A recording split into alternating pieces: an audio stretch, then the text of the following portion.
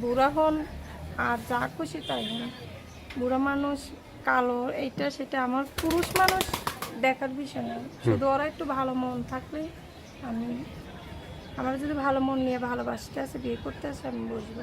আর কিছু বলার আছে?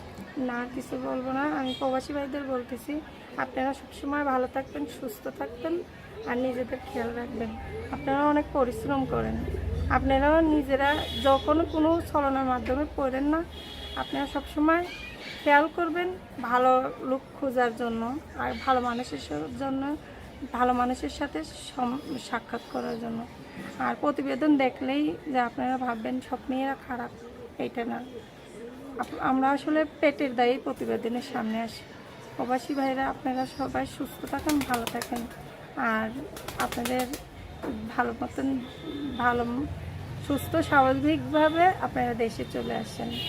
তো দর্শক, আপনাদের ভালো দর্শক আল্লাহ আপনাদের ভালো রাখুন।